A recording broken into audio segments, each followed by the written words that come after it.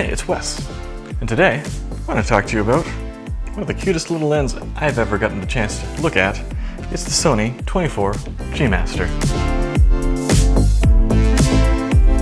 So this lens was sent to me by Camera Canada for my review, no strings attached. I have to send it back tomorrow, so I better get this review done. So the Sony 24 1.4 is honestly a surprisingly small lens.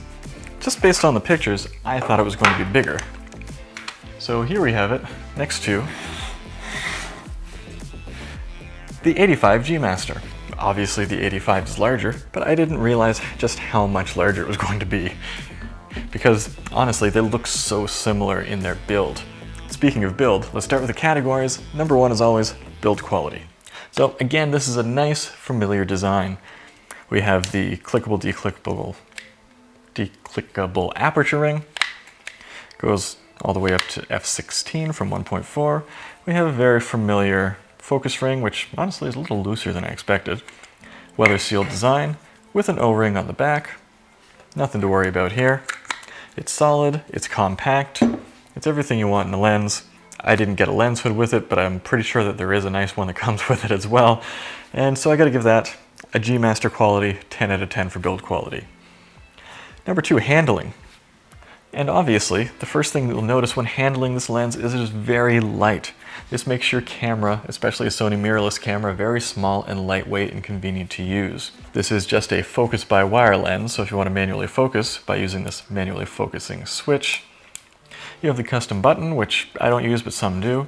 Honestly, I'm not a huge fan of these aperture rings because I hit them by accident a lot. What can we do better? Well, funny you should ask. Here is the new Sigma 85 1.4 for Sony, and here is a lock switch for the aperture ring. So overall, you've got great gains for the low size and weight. I'm going to give this a 9 out of 10 for usability. Very easy lens to bring with you. Image quality. I've heard a lot of just superlative things about this lens. So much like when I tried out the 135 G-Master, my expectations were very high, and honestly, this doesn't quite get to the level of the 135.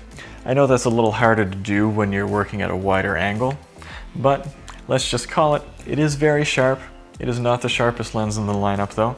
It is way sharper and more consistent than, say, the Sony Zeiss 35 that we're filming on here, which is fine for HD video, but for photos, it is spotty at best. There are good copies, there are bad copies. This, there are mostly just good copies. It softens around the edges, especially wide open, but not too bad. Chromatic aberration is not as well controlled as I expected. It is quite apparent wide open until you've stopped it well past f2. Flaring is well controlled, not amazingly well, but it doesn't do weird things or get strange on you. Honestly, it's very neutral in its character. I'll talk about that more when we talk about character. At the edges though, being a wide angle lens, there is a decent amount of distortion. Now you can use the distortion correction. If you're using Capture One, you can turn that off or on, but it is definitely there, and when you correct it, things warp a little bit. So now that is totally to be expected with a wide angle lens like this, but just be aware, it's not perfect. Overall, this is phenomenal image quality for 24 millimeters. Let's get that straight. So it is a 9 out of 10, but it is not perfect. Image character. Now, this is all the subjective things of image quality, all the things that could go either way just based on my own personal opinion. I was expecting cleaner bokeh. You can sometimes see onion ringing, a lot of cat's eye around the edges when you're wide open, and it's not perfect. It generally doesn't get too busy, and honestly with a 24mm lens, you don't generally blow out your background enough to see that sort of thing anyway. Flares, again, are very neutral, kind of uninteresting. Sunstars are clean, if unremarkable. It's pretty dry in character, but at the same time, nothing terribly distracting going on here. So I'm going to give this a 6 out of 10 for character. This is not a lens that you pick up when you want to color your photos with a romantic expression of any kind. This is a very neutral lens. Autofocus. This has the latest direct drive motors in it. So what does that give us? Well, number one, for video, this lens is just phenomenal, super reliable, very accurate, incredibly fast, incredibly effortless, very silent, but I have to say, when you're using this in heavily backlit situations, maybe with busy backgrounds, it's not always the most reliable. There, I said it. In this one situation where I was trying to track someone running past me, not running towards or away, just past. First, I tried to use the A9's lock-on tracking, just wouldn't lock onto her properly. Then I just held the focus point on her, and it would still jump past her, even with the focus point on her. And I tried just wide area focus, let the camera decide. Also didn't work. If you look at these pictures here, all the ones that I've darkened are the ones that are out of focus, and most of the ones that are out of focus are way out of focus. Yes, the autofocus is tremendously fast when it works great, but in tricky situations, I don't consider this to be the most reliable autofocus lens. So I'm going to give this an 8 out of 10. Value. This is a G Master lens, but honestly it's one of the cheapest G Master lenses, coming in at $1,400. While that seems a lot, let's see what it compares to. We have the Sony 28f2, which is only $450, that's a cheap one. Sigma 24 1.4 art lens, massive lens compared to this, is $850. We have a Zeiss Loxia 25 2.4 for $1,300. Not a lot of people are going to buy that. And the Batis 25f2 for $1,300, almost the same price as this, way less light.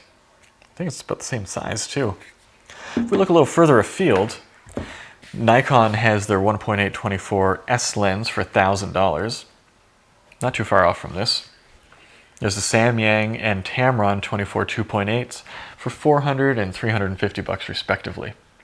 So there is stuff all over the place here, but when it comes to a wide aperture native lens on Sony, that 24 1.4 art is kind of just an adapted art lens. There really isn't anything directly competing with this as an autofocus lens. So as far as the quality goes, and until something new comes out on the market for E-mount, autofocus, wide aperture, probably from Samyang, right now, for the moment, I have to give this a 9 out of 10.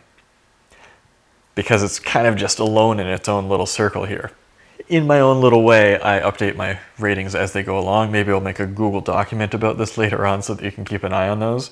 But so far, the value of this is a 9 out of 10.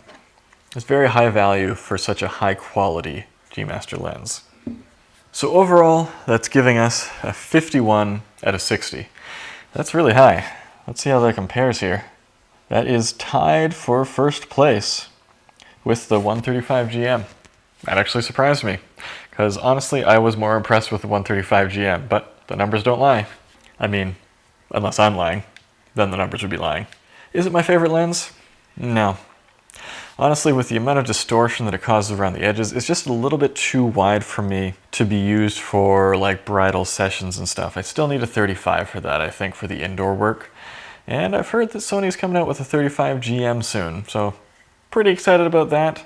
It's gonna be really expensive, but I am ready to let go of my 35 Sony Zeiss, because it's just not sharp enough. So anyway, if you have any questions, any thoughts about this review, any thoughts about the 24 1.4, let me know down in the comments below, and I'll get back to you on that. If you want to pick up one of these, feel free to do so from Camera Canada or any of the links down in the description. By doing so, you help support me and support this channel and feed my fat cats that have decided not to visit me today. So until next time, let's go take some photos.